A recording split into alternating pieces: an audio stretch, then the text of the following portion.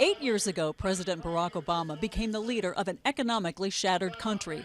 The banking system was broken. 2 of the nation's automakers were headed for bankruptcy. Home foreclosures were soaring, and millions of Americans were losing their jobs. The possibility of a depression was still a real one. So Obama took the reins of the country at a uniquely bad time. We've got to get the banks stable and lending again. Backed by Congress, the Obama administration pumped roughly $800 billion into the economy. About half went to prop up big banks, still straining under the weight of distressed home loans. In the years since, the banks have repaid the money and are bigger than ever. But about 7 million Americans who didn't get a bailout lost their homes to foreclosure. $80 billion went to bail out bankrupt car makers General Motors, Chrysler, and their suppliers. The auto industry has paid back all but $10 billion of the loan, is profitable again, and has added back most of the 200,000 jobs it shed during the crisis.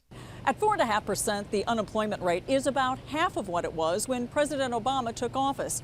Still, some Americans who lost their jobs during the Great Recession still haven't returned to the workforce. And others say they're not making the kind of money they made a decade ago. 60-year-old Carole FEINTECH went back to school 8 years ago to become a massage therapist. Her 66-year-old husband, Jim, has only been able to find part-time work at a grocery store. The couple say they're grateful to be working again, but struggle to pay bills, including Carole's student loan debt. The money we're making is so sad. It's a third of where I had been years back, but it's about as secure as you could get.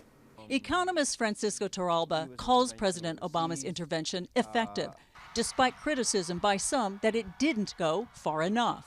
It was crucial in saving the financial sector, in preventing a collapse of the financial system that would have dragged down the real economy. We're not quite paid off from last year's account. But for the FEINTECHs, the path back to prosperity still seems a long way off. Diane, Eastabrook, Al Jazeera, Chicago.